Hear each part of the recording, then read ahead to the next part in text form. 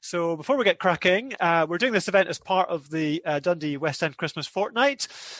So before I kick off, I'm just going to hand over to Jim Connolly, who's just going to say a few words on behalf of the Christmas Fortnight. So Jim, you'll need to put your camera on and unmute yourself. Well, Lord willing, it should be all working. Thank you for the handover. Apologies from Fraser McPherson. He can't be with us tonight, and he's asked me to step in instead. I want to give everyone a very warm welcome. Thank you very much for joining us here tonight.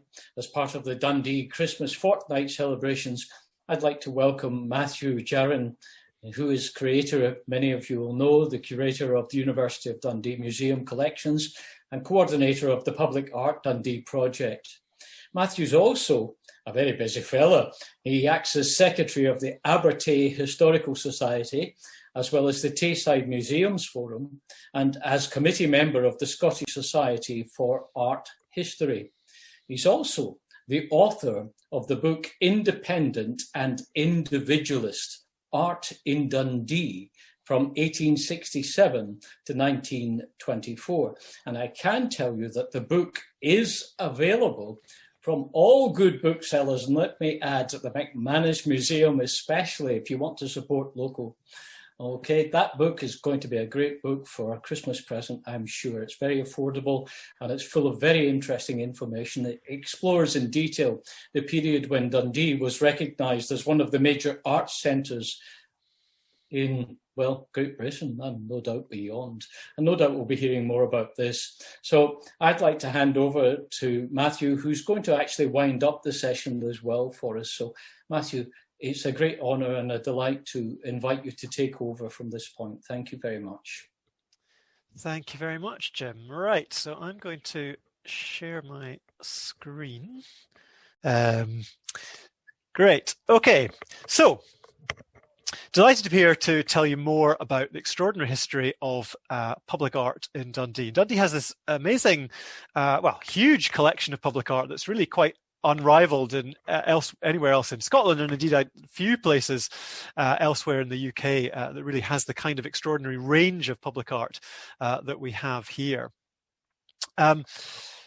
And until relatively recently, when we started the Public Art Dundee project, there was very little attempt to be made, at least no systematic attempt to be made to actually catalogue all of this and sort of record it properly.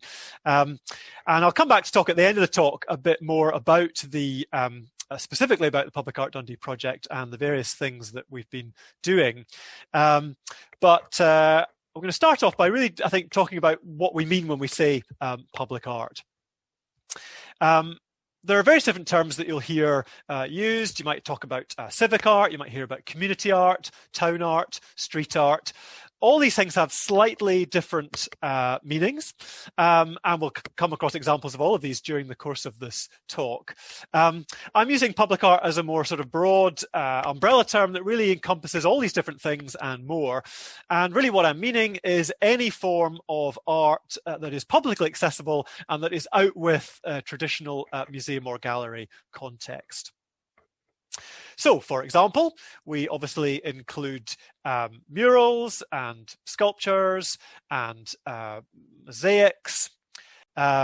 We include bespoke street furniture, and there's lots of really great examples of that here in Dundee. Some people would argue that public art has to be outdoors. I would say that isn't necessarily the case, that we can have things indoors as long as they're in places that are very easily publicly accessible and that are open during sort of ordinary working hours. So, for example, things like the nursery rhyme clock in the Wellgate or the stained glass windows at Ninewells, for example. What I'm not including in the term public art are things like works of art in churches. Obviously, we have loads of great artworks in churches in Dundee, but not really publicly accessible in the way that they once might have been. And I'm also not including sculptures and other carvings in graveyards and cemeteries and so on, because that's a whole other area and you would just go on forever if you were trying to do that. So what's the oldest piece of public art in Dundee? Well, it might possibly be this. This is the Balgarthno stone circle from about 5,000 years ago. Potentially, we could see this as a sculptural installation, but of course, we have really no idea about what the people that built this actually intended, whether they even thought about art in the same way that we do. So we'll skip ahead to slightly more recent times. Around about the 16th century, we start to see sculptural carving becoming common on buildings in Dundee. This is a picture from Lamb's Dundee from 1895, and a couple of nice examples here. You'll see on the right various pieces of sort of heraldry, coats of arms, that kind of thing. But it's the piece on the left that I want to draw your attention to, which is a rather nice carving, believed to be from around the 16th century, showing Adam and Eve. And in fact, this is one of the few pieces from this time that actually still survives, and it's now one of the things you can see in the antiquities room in the old steeple. Obviously a little bit worn, but we do still have it, which is great. Around about 1650, the town council erected this enormous sundial on the main pier on the harbour. And this is a detail from a painting from about the 1780s, and you can see it there. And it survived, although it was slightly shifted when the harbour was redeveloped, right up until the mid-20th century. Exactly what happened to after that, I'm not entirely sure. So if anyone knows, do let me know. Perhaps most extraordinarily, for most of the 18th century, there was a large statue of Apollo that stood on Castle Hill. And it was large enough to be marked specifically on the 1776 Crawford map of Dundee. And also, this is another detail from the same painting, and you can see it really standing up on the horizon here, which kind of makes it seem like it's this enormous thing. But I think probably it was more likely to be a cast. We know it was made of lead, a lead cast of the Apollo Belvedere, which is about 8 feet tall. So quite big, but not maybe quite as massive as we might imagine. And presumably it would have been taken down sometime in the 1790s when Castle Street was laid out. And in the 19th century, we start to get a lot of decorative carving appearing on buildings, and much of this still survives to this day. So, for example, we have the bust of Shakespeare on the old Theatre Royal building in Castle Street. We have the very fine carving in the pediment on the Customs House. This was all restored in the 1990s. By the way, when you get carving on a pediment like that, it's called a tympanum. So there you go, that's your word of the day, tympanum. Very good for crosswords. Here's another nice piece of carving in front of the Kerr Night Refuge on Bell Street. A little bit worn, unfortunately, but a very nice piece. The Girls' High School is absolutely covered in extraordinarily detailed carving. Some really beautiful pieces on there. The Post Office building on Meadowside, again, has a whole load of different things here. Now, in all these cases, we know who the architects were that designed these buildings, but we don't know the names of the sculptors who actually did the work, because they were craftsmen, they were tradesmen, they were working class people, and so they weren't considered to be important, and nobody bothered to record their names, frustratingly for us. There are a few exceptions. So, for example, the statues of the Muses that are on the Albert Institute, now the McManus, are believed to be by the sculptor James Frank Redfern. The statues of Britannia, Commerce and Justice that are on the Clydesdale Bank are by the Glasgow sculptor James Frank Redfern last time, James Charles Young this time. More locally, in the City Gymnasium on Ward Road, we have two Dundee talents. This was designed by James E.D. Reid and carved by James Bremner, who was one of the first sculpture tutors at the Technical College, but ultimately became the Art College. And there's some quite unusual oddities in 19th century sculpture. So for many years, this camel and rider stood above the entrance to the Bowbridge Jute Works in the hill town. And the reason for that was that the works were owned by the Grimmond family and they had a camel in their coat of arms. But unfortunately, by the time of the 1950s, they needed to get larger lorries coming in the entrance and they simply didn't fit through this old gateway. So the whole thing had to be removed. And as the Courier headline tells us here, the camel has to go. They did replace it with a very small relief carving of the man and a camel, which you can still see on the new entrance to this day. Perhaps the most extraordinary thing is the tenement block known as Faces Land in North Ellen Street, which is completely covered in these grotesque human and animal faces, and we've absolutely no idea why. The person that commissioned it commissioned another block on Ann Street that was also covered in these, but that's now been demolished, and one of the faces was kept and has been put above the doorway of the building that's replaced it. The first statue of a notable Dundonian is that of Sir David Baxter by John Steele. It's in Baxter Park, and that was specifically commissioned as a thank you to Baxter for gifting the park to the people in 1863.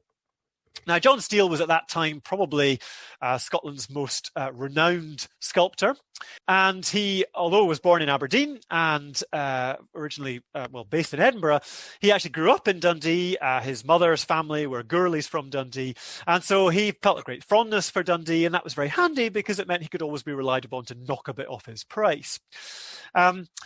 So he carved this very fine marble sculpture, and it was funded by public subscription, which was a sort of standard model in the 19th century for figures of the great and the good.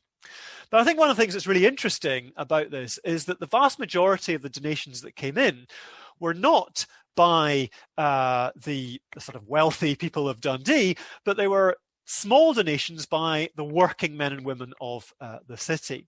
And in particular, huge numbers of mill workers, and particularly the people that worked in Baxter's mill. And so the very first donation that came in, for example, was accompanied by this letter, which was subsequently published slightly condescendingly in the Advertiser, saying, "Dear Sir, I am a poor woman, but am a great admirer of Mr. Baxter and would like to give my mit. I enclose it, vig, tuppence in heads, Betty, a mill girl." And this was typical of the kind of huge numbers of very small donations that made up the funding for this statue.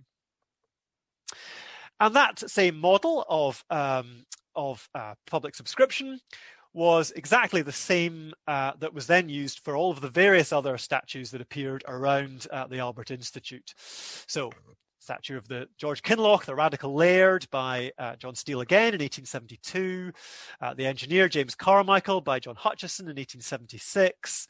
Robert Burns by Steele again in 1880. And the statue of Burns is arguably the most popular statue there's ever been in Dundee, because when it was unveiled, 20,000 people crammed into Albert Square to watch this unveiling. Absolutely extraordinary.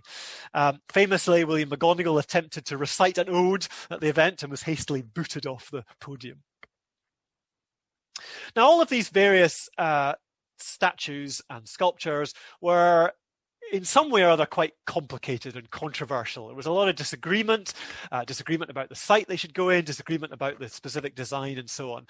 And so every one of them took several years and involved quite a lot of angst from the various organisers. And that was definitely true of the final Victorian statue, which is the one of Queen Victoria by the English sculptor Harry Bates. It was originally commissioned in 1896 to mark the Queen's Diamond Jubilee the following year. But unfortunately, Bates didn't manage to have it completed in time. And he sort of hastily managed to get together a plaster version of the statue, which was unveiled in time for the Jubilee celebrations. But as you can see from this picture, it wasn't where the finished statue is now. It was erected in front of the high school. And this was for a long time the preferred site. And this is where a lot of people wanted it to be. But the people in the high school objected, and in fact various other people objected, because they wanted to have they felt that blocked the view of the high school from Reform Street, and they made up various other suggestions for it. A lot of people want it in front of the city churches or in front of the townhouse. The problem is a lot of the places that they actually wanted to have the statue, it turns out they weren't publicly owned and the private owners wouldn't let them have it there. And so they went kind of round and round the houses and nobody could agree on where this thing would go. The other big argument concerned the actual design that Bates had come up with, because a lot of people felt it was actually too realistic a portrayal. And this raised a whole kind of question of what the point of public sculpture was, because a lot of people felt that, did they really want this statue of a fairly, fat, grumpy old woman, when what they really wanted was this sort of ideal, sort of noble, regal figure of the Queen. So, was public statues specifically to depict people as they really are, or were they to depict people as you would ideally like them to be? And so there was this huge kind of debate in the press that I think was really interesting and really got people thinking about the role of public art, perhaps for the first time. Bates eventually managed to finish the statue at the end of 1898. It was sent up to Dundee by rail in early 1899, but by the time it arrived, they still hadn't worked out where it was going to go. And so Her Majesty had to sit somewhat ignominiously in a railway goods yard for about 2 weeks before they eventually figured out a site for her. And the site that was chosen at the site of the Albert Institute was really there purely because it was a site that nobody else had any objections to, rather than it being a site that actually that's where people really wanted it to be. And so here's another grand unveiling that they had of that. Now, just as that fashion for statues died away, a new fashion for mural painting appeared in Dundee. And this very much started with Patrick Geddes, who was Professor of Botany at the university. And Geddes was, of course, one of the leading figures of the Celtic Revival movement, and he had commissioned the Dundee painter John Duncan to paint a series of murals in Edinburgh. Duncan then came back to Dundee in 1897, kind of infusing all of his fellow artists with the ideas of the Celtic Revival and of the idea of sort of art for everyone and getting art in public spaces. And not only did Duncan himself paint various murals, but also many of his artist friends who were also interested in the Celtic Revival and were really keen on symbolist painting and so on. And so there was a whole flurry of murals that appeared in the first few years of the 20th century, of which the most ambitious was Stewart Carmichael's massive mural, The Leaders of Scottish Liberty, which was in the Liberal Club in Reform Street. Sadly, this and many of these murals just don't survive today, unfortunately.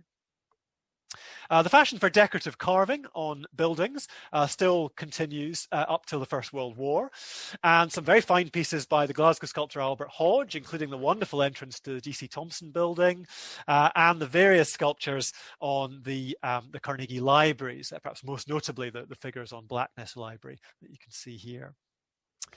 During the First World War, of course, all forms of public art stopped, and for the several years after the war, the only form of art that was really considered appropriate were, of course, war memorials.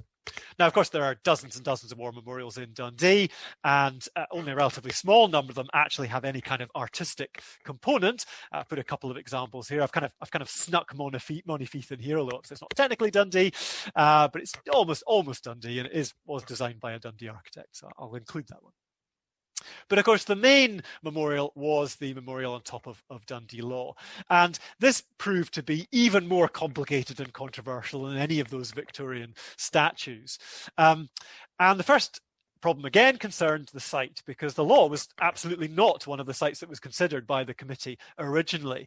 The plan first was to have it in front of the city churches, where of course people still lay wreaths for the First World War to this day. And there were various objections to that, and then they thought about it in front of the townhouse. This is when they were starting to think about demolishing the townhouse, so they thought we could have it in the new city square. And there were various other proposals, and nobody could quite agree. And it was actually D.C. Thompson's that were the first to start championing the use of the law as a site, and they put various articles like this one in the Courier. But of course, they were obviously considering something much more classical in style, as you can see here.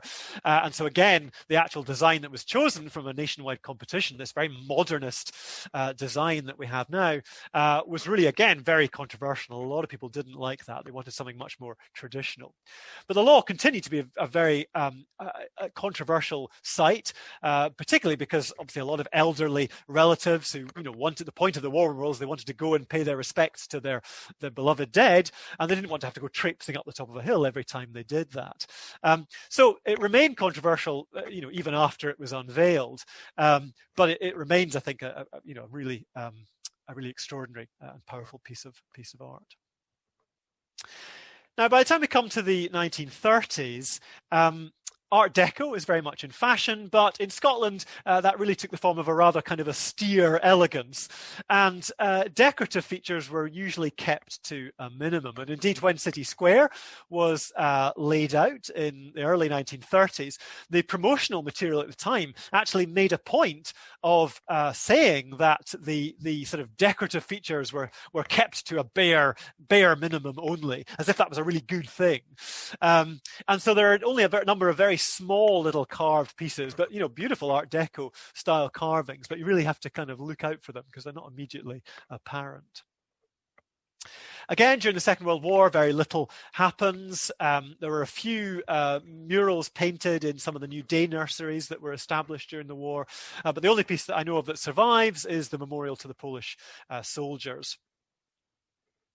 And then that fashion for murals reasserts itself after the war, and suddenly there's a whole new flurry of mural painting. But this time it's very much in factories, and particularly works canteens.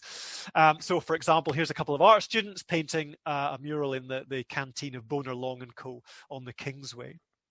And probably the most notable of those factory murals was at NCR, of course, one of the big American companies that moved to Dundee after the war.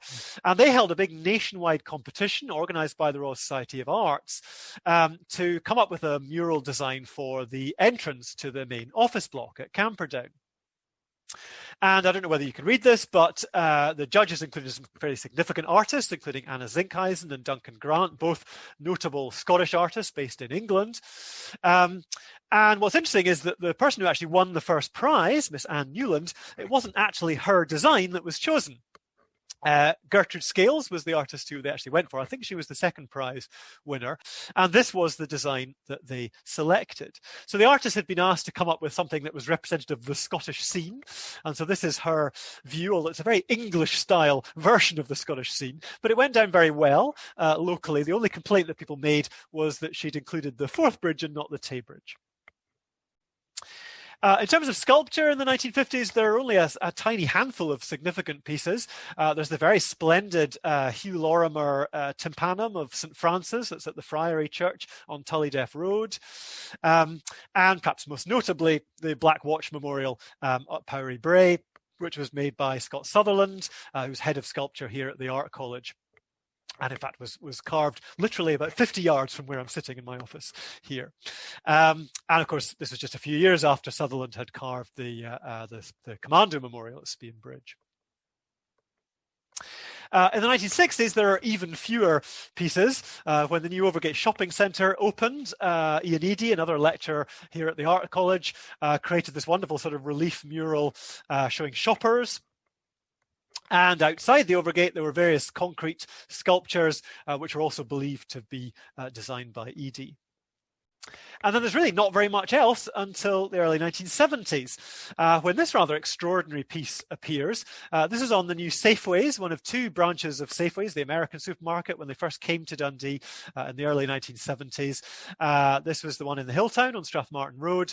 And the architect who designed the building employed the Glasgow artist Charles Anderson to create this extraordinary kind of Mexican-style relief sculpture on this sort of central column at the entrance here.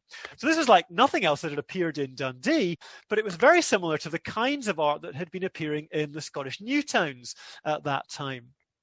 And this is where really the pioneering stuff in public art was happening at this time. And particularly in Glenrothes, where David Harding was working as town artist and was really very much embedded in the community and working with residents and with the engineers and architects to create sort of site-specific artworks in a lot of the new housing schemes that were appearing in Glenrothes. And similar things were happening in some of the other Scottish new towns as well. And that approach to public art, what they called town art, would have a big influence on subsequent development of public art in Dundee, as we will see.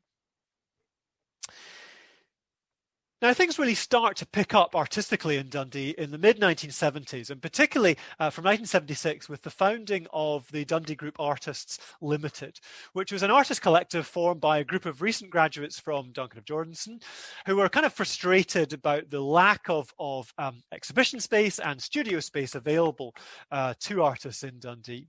So they formed this artist collective and they took over an old school, St Mary's Forebank in Stobswell, to form it into a shared studio and exhibition facility.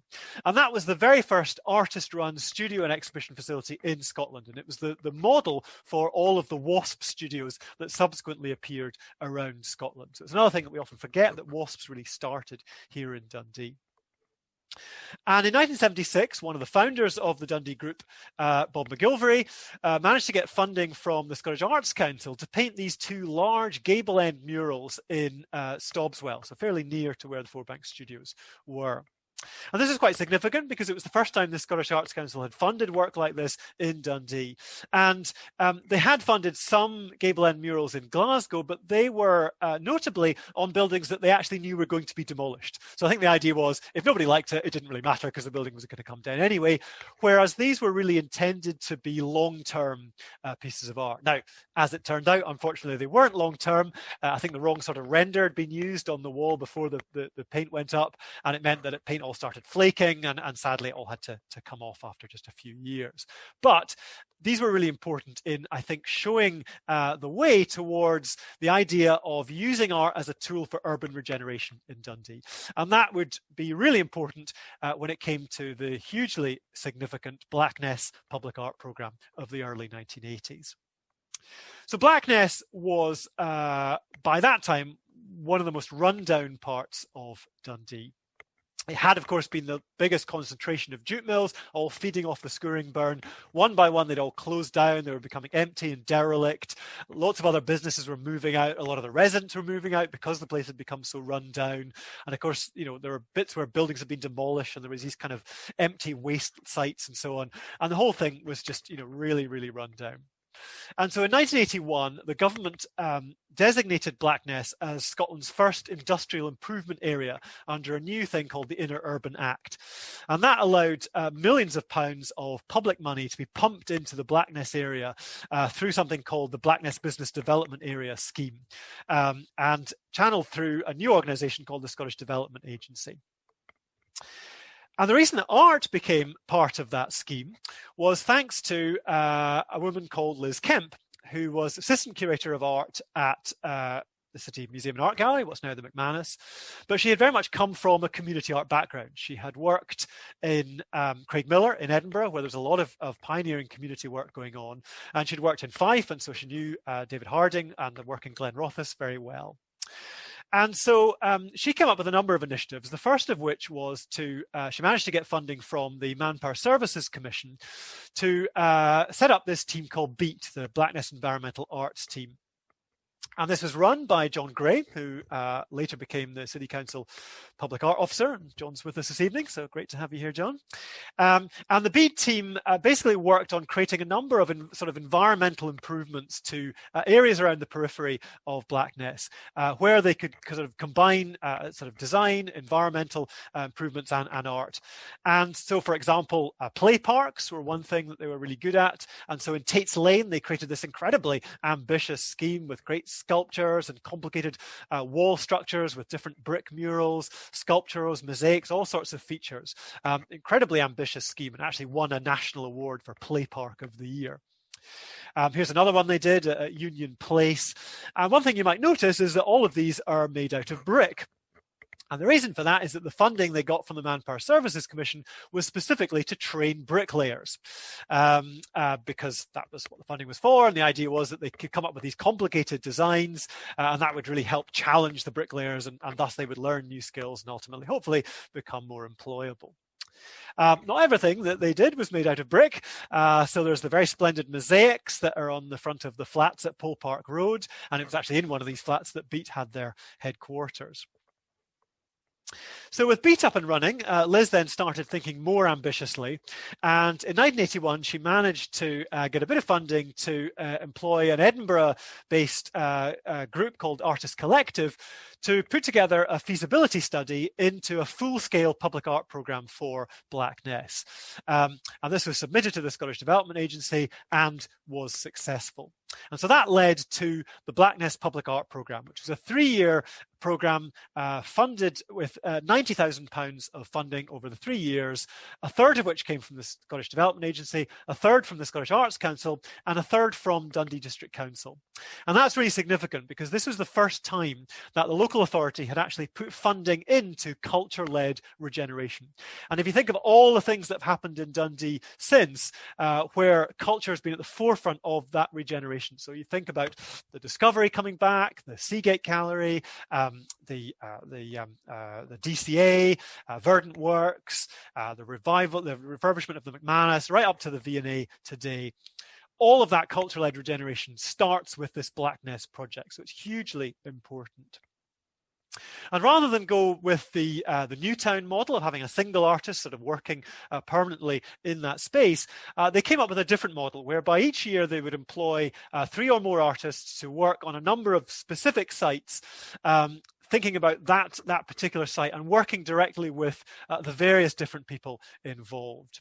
Bob McGilvery, who had painted those gable end murals in Stobswell, was appointed as the coordinator for the scheme. And so this is him describing this pioneering process. He says a pioneering consultative design process was developed whereby artists weren't simply given a brief and sent away. On the contrary, each project was carefully monitored with several interim progress meetings attended by the management group and the client. The most important stage was the design period, which involved full consultation among all the parties at all meetings. Artists were seen as conduits to the community, public and private, ensuring their full consultation and inclusion in the design-making process, from concept to completion. This approach avoided the all too common practice of parachuting in the artist to great fanfare and subsequent local derision and political panic. The artwork instead came in with the bricks and mortar, the trees, the shrubs, and the benches. So the idea was that it was a completely holistic approach. And so the artists would be working directly with the businesses, with the architects, with the landscape designers, with the residents, and so on, to create this unified approach to refurbishing and creating the specific identity to the area. As a thank you for having written that feasibility study, the Artists Collective were given a separate one-off commission to create the big gable end mural at Rye Hill, just off the Hawk Hill, which I'm sure many of you are familiar with. And public engagement and community involvement was really key to the Blackness scheme right from the start. So, for example, here's Kenny Munro installing the ceramic screen-printed tiles on Belfield Street on the Tay Valley Coachworks. And of course, that was right opposite St Joseph's Primary School. So he worked with the pupils in the school and got them all creating their own little ceramic tiles with buses and other forms of transport on them.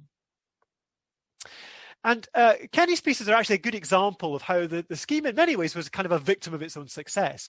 Because of course, one of the points of doing this was to try and encourage new businesses to come into the area. But often when those new businesses did move in, what would happen was that the new businesses would then want to either renovate their buildings or indeed knock them down and build new buildings. And that's what happened here. So a new garage took over the building from the Tay Valley Coachworks, and they wanted to have a big window to show off all their cars and things. And that unfortunately meant getting rid of the 3 of the tiles here. So it's only the one on the left that still survives to this day. Similarly, Stan Bonner was working down on Milne Street and Brown Street, and while his shadows of trees still survive today, the ghost dog that's on the kennels sadly no longer does. But this is another example of what makes the Blackness project really interesting. So while he was working on this ghost dog mural, Stan was talking to the various people that ran the kennels, and they were saying, look, one of the things we've always wanted to do was to actually have an outdoor run for the dogs. And so Stan just built one for them. So it's not a piece of art, obviously, but it's just something that he could do as an artist to help that particular business. And so this is the outdoor run that he created. But sadly, when the kennels were rebuilt, the ghost dog had to go. So the ghost dog itself is now a ghost. Some pieces do survive, but not in the same place. So I'm sure many of you will remember this iconic sculpture of the bridge by Ron Martin that stood on Hunter Street when the university built the Dalhousie building. Unfortunately, that had to be moved, but it's now out at the Botanic Gardens. So not quite such a dramatic location, but it's really good that you can still see it out there. What you can still see in situ are arguably the masterpiece of the Blackness programme, which is the series of 5 ceramic panels by Keith Donnelly on the Alexander Removals building on Belfield Street. So Keith was really interested in the use of the building for basically storing people's belongings prior to them sort of going off to wherever they were moving to. And he loved the idea that there was all these kind of incredibly valuable and precious things all boxed up and you couldn't see them, but there were all these kind of great memories and so on, all sort of hidden inside this building. And so in the kind of bricked up windows, he created these little panels that themselves are kind of boxed in by the frames of the windows. And each one features 2 figures, either kind of sharing their personal memories and stories or gifting things from one to the other. And they're beautifully constructed. He worked with Donald Logie, head of ceramics here in the Art College, to make them. And, you know, they look every bit as fresh and new now as they did when they were first made way back in 1983. And, you know, they were of such high quality that they actually ended up winning the very prestigious Saltire Society Art and Architecture Award. And that was really significant because that brought national attention to the Blackness scheme. And that really made the local council sort of sit up and take note and thought, gosh, this is actually something really significant that we've been part of here. And they began to start promoting it through brochures and things like this one. Now, while the Blackness scheme was getting up and running, a number of the staff in the Art College were really keen to take part in that. And several Art College staff were involved through the managing committee of the Blackness scheme, including Athol Hill, who was head of design, and Gareth Fisher, who was a lecturer in sculpture. And Athol Hill had this great idea to set up what actually became the UK's very first postgraduate course in public art and design. It launched in 1985, and this is a really pioneering scheme. There was, I mean, as I say, nothing like it in the UK, and I'm not even sure there was anything exactly like it anywhere in the world at that time. And students worked directly on projects out in the public realm, both on group schemes. So the first year students all worked together, for example, to create this mosaic in Wellgate Park. The second year students created another mosaic in Ferguson Street, and there's a little bit of this still left, but not very much. And they also worked on individual projects as well. So, for example, these chess sculptures by David Frankland, Upper Dens Works, when that was being converted into flats. And many of the graduates from this course would go on to work in some form of public art, and indeed several of them, as we'll see, would go on to contribute to public art in Dundee as well. Now, the Blackness programme was so successful that in 1985 it was decided to extend it to become the citywide Dundee Public Art Programme. And this again was really pioneering because this was the very first citywide public art programme anywhere in Scotland, indeed possibly the first citywide programme in the UK. I haven't really come across anything that did quite the same. There were various schemes to sort of renovate parts of different cities, but I haven't really come across anywhere that had a complete citywide ongoing programme in the way that Dundee did. And again, following the successful model of Blackness, they took this really holistic approach. This wasn't just about, you know, thinking, oh, there's a nice site, we'll plonk a sculpture there. It was about introducing art into wider environmental and sort of refurbishment programs. So, for example, one of the first completed pieces were these gateway sculptures at the 2 entrances to the Dunsinane Industrial Estate that was being redeveloped at that time. These are by Chris Kelly, who became one of the early graduates from the public art course. Another really important early project that they were very heavily involved with was the redevelopment of Whitfield. So there was major redevelopment going on in the Whitfield area at that time. And the artists really played a very important part of that and worked very closely with the local public. So, for example, Martha Macdonald worked with the local youth club to create this wonderful butterfly sculpture. Chris Kelly and Chris Biddlecombe, who by that point had formed a company called Site Insight, worked with lots of local school groups and got the kids to all design the kind of sculptures they wanted to see, and then they translated those into actual sculptural forms. Sadly, most of these no longer exist. Obviously, there's been lots of further redevelopment in Whitfield since then, and a lot of those artworks sadly disappeared. But the arches that you can see on the left here do still survive. And one of the things that I think is really important about having a kind of ongoing long-term programme, which had regular funding from the Scottish Arts Council and project by project funding from both the City Council and the Scottish Development Agency, what would ultimately become Scottish Enterprise Tayside, was that you could actually build relationships with particular artists, and that was really important in developing particular artist practice. And so one example is David Annand, and I'm delighted that David's with us this evening. So David won the competition to create the wonderful Deer Leap sculpture at the New Technology Park. At that time, he was teaching in a local school, but the success of the sculpture, it won a major national award for the best sculpture of the year outside London. That then encouraged him to get other commissions, and he was able to give up his teaching and become full-time sculptor. And he went on to create various other pieces for the Dundee programme, including another piece, Flight, at the Technology Park, and the piece Tumbler Falls at Kingsway West. So all of them have this amazing ability of seeming to defy gravity. Another example is David Wilson. David's also with us this evening. He was one of the first students on that MA Public Art course. His first major commission was the Wave Wall at Meadowside St Paul's. He then won the competition to design all of the wonderful street furniture around the city centre. So this huge range of railings and bollards and benches and tree guards and all these different pieces, all based on the two same motifs of lily buds and twists of jute rope. And then in 1999, he was awarded what I think must be the single largest individual commission for public art ever awarded in Dundee, which is the 25 massive bronze sculptures all round the outside of the Overgate. Fantastic project, and he was basically given free rein to come up with whatever he wanted, but unfortunately he only had 6 months to do the entire project from start to finish, which is absolutely extraordinary. So he kind of designed each one of these to represent a particular story about the old Overgate, or a particular theme, or a particular resident, going back into the history of the Overgate, but kind of rendered in this wonderfully abstract way. Now, while the Dundee Public Art Programme was doing all this amazing work, John Gray, who had been heading the BEAT team, had been taken on by the District Council Engineering Department and later moved to the Planning Department. And they were able to continue to get Manpower Services funding to work on a number of sort of broader environmental improvements to the city. And it's quite extraordinary how much major parts of the city were transformed by all of this funding that both the District Council put in and the Manpower Services put in.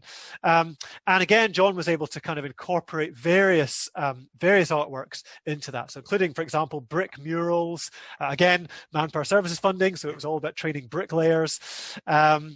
And wonderful play parks like this one. Look at this extraordinary thing in Black Street with this space theme, with this entire replica of the space shuttle. Extraordinary thing. Almost none of this now survives, but John's wonderful brick mural is still there today. And again, they were really keen to continue this this community-based focus. And so, for example, a lot of local residents worked on creating mosaic pieces that were then installed into that park. And amazing things like this. This must be one of the most gorgeous roundabouts anywhere. The problem with it, of course, is that when you drive around it, you can't really tell that it looks so good. You really have to sort of see it from up above like this. And so again, this was all about trying to create complex forms that would really test the skills of the bricklayers because of that Manpower Services funding. Now, in the 1990s, an environmental arts department was set up by the City Council, and Teresa Lynn was employed as environmental arts officer, and she worked on a number of community schemes. And I think Teresa is also with us this evening. Hello. And so, for example, the Baxter Park mosaic that she did with Dougie Patterson, the little masks outside the Little Theatre with Pammy Bennett, and these projects and many, many others involved a lot of actually working with local residents and community groups and so on, and really helping to kind of get that kind of ownership of the art that was really important. As part of that environmental arts team, Neil Patterson created a whole series of projects in Templeton Woods, many of which you can still see today. Now, the 1990s were really the high point of the Dundee Public Art Programme, and a lot of the most iconic pieces of public sculpture that we have were created during that time. So including the Dragon, for example, designed by Alistair Smart. Sadly, Alistair died before he could carry out the commission, but one of his former students, Tony Morrow, then took that through to completion. On the Wing by Diane McLean down at the airport. And perhaps most famously, the statues of Desperate Dan and Minnie the Minx by Tony Morrow and his wife Susie. And these were actually quite controversial. You know, you'd think it would be a no-brainer to have statues of DC Thomson characters, given how iconic that was for Dundee. But there was a lot of resistance, I think, both from DC Thomson themselves, who were kind of quite wary about the idea of sort of rendering into 3D these essentially 2D characters. But also, I think, from a lot of the artists who really, you know, at that time, you know, comics were quite looked down upon as a sort of inferior art form. So I think it took quite some convincing to actually go with that. But of course, now it's undoubtedly one of the most popular pieces that we have in the city. And the Dundee Public Art Programme was so successful that it led to numerous imitators around the country. And indeed, Bob McGilvray, as coordinator of the scheme, was frequently invited to write feasibility studies for public art programmes in other parts of Scotland and indeed further afield. But because the Dundee programme was so well set up, a lot of individual commissions for artwork actually came specifically from them for sculptures in other parts of Scotland. So, for example, David Annan's piece here, Ne Dace Dark on Perth High Street, David Wilson's complex wall structure at Edinburgh Airport, another David Annan piece seen at Arbroath. All of these originally came through commissions via the Dundee Public Art Programme. Not everything that the programme did eventually came off. They, for ages and ages, were really keen to try and get some major landmark piece at the front of City Square here. And this is one proposal for a big water feature. Another was to get David Mack to create a big horse sculpture. And they came up with all sorts of different ideas. And unfortunately, nobody could ever agree. And of course, the problem is that the more central the space, the more different people have an opinion and the harder it is to get anyone to agree. And ultimately, they just never managed to get agreement to actually go ahead with any of these. And so we still don't have that kind of iconic piece on this site on City Square. And another major kind of problem project was Ambassador Routes, which is a really ambitious scheme to kind of completely redesign the major gateway routes into the city. And they were kind of trying to think really big here and go to artists and designers and architectural practices, not just locally, but nationally and indeed internationally. But again, there were so many different parties involved and so much red tape and so on that it all kind of just got bogged down and nobody could really agree. And ultimately, the scheme just never really took off. There were a number of smaller scale redevelopments done on some of the routes, particularly along Riverside Drive, but the major part of the scheme just never took place. And sadly, the Dundee programme was so embroiled in all of the sort of complex administration of this that they weren't really able to do a lot of other work at the time, and that coincided with in 2002 the Scottish Arts Council withdrawing their funding from the scheme. So sadly, the Dundee Public Art Programme formally came to an end in 2003. Thankfully, that wasn't the end of public art in the city. John Gray was by that time working in the planning department and was given the unofficial role of public art officer for the city. And at the end of 2002, John was able to persuade the City Council to adopt a percent for art scheme. And so that means that for every kind of large-scale building development in the city, a certain percentage of the building costs has to be spent on public art. Now, it's not a legal requirement and it involves a huge amount of kind of complex negotiation and diplomacy on John's part, and it is to his great credit that so many really significant pieces have come out of that great scheme. So, for example, the wonderful Catalyst sculpture by Dale and Scullion, which was a percent for art for the car park that was built behind it with additional funding from Creative Scotland. So, as you may well know, it's made of a special catalytic compound that actually absorbs the emissions emissions from passing car exhausts. They collect onto the surface of the sculpture, and then when it rains, they wash off into the soil and are recycled as harmless nitrate. So it's a great example of art literally improving your life. The beautiful Panmure Passage by Marion Smith on the site of the shipyard where the Discovery was built and based on the sections of the Discovery ship. The Jute Women Tribute by Malcolm Robertson in Lochie High Street, and various other examples. But as well as the kind of large-scale pieces that, of course, inevitably happen, are sort of few and far between, one of the things that John's been really keen to do is to have a number of smaller-scale pieces that you don't immediately spot and that are kind of hidden away and that you just sort of come across by accident. And I think one of the great examples of that is the trio of animal sculptures by Angela Hunter. So you've got the monkey that's perched on top of one of David Wilson's information boards, rearranging the letters. You've got the little squirrel that's deliberately placed at child height so that most passing adults never actually notice it. And of course, famously, you've got the penguins here. Now, John's original idea was that the penguins would actually be hiding underneath a bench. So again, only inquisitive children who were kind of climbing around under the bench would actually see them. Again, this is one of David's benches here. But I think that was thought to be a step too far by the funders. And eventually it was agreed to have them walking along this little wall here. And again, there was a practical reason for that because they were trying to avoid skateboarders from using it. But of course, as I'm sure you know, the penguins have become hugely popular and they're regularly dressed up at different times of the year. And they even have their own Facebook page, which is considerably popular. Now, all of this work that John and the City Council have done has also been recognised by various awards. So, for example, in 2015, it won a major Scottish Government award for quality in planning. And when Dundee was named UNESCO City of Design in 2014, one of the key things that was highlighted in the application was this wealth of public art in the city. But as well as the sort of formally commissioned pieces, there's been a huge increase in community-driven art as well. So, for example, Pammy Bennett has worked a lot with local community groups on various mural projects like these ones. There's the wonderful Dichty Connect project, working with a mosaic group based at Douglas Community Centre, creating these wonderful mosaic pieces all along the Dichty Burn. And we've also seen a huge increase in the amount of graffiti art in Dundee. And so the DPM Park, for example, is apparently Scotland's longest legal graffiti wall. And it's one of the homes to the annual Dundee Graffiti Jam, which is the longest running event of its kind in Scotland. A fantastic event that brings graffiti artists from all over the country and indeed beyond to create amazing pieces in the city.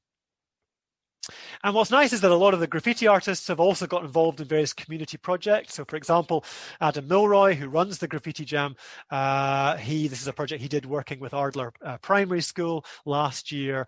And of course, this is a great way of getting kids really engaged in art because, a lot of the times, they really love graffiti art in a way that it's much harder to engage them with more traditional forms of art.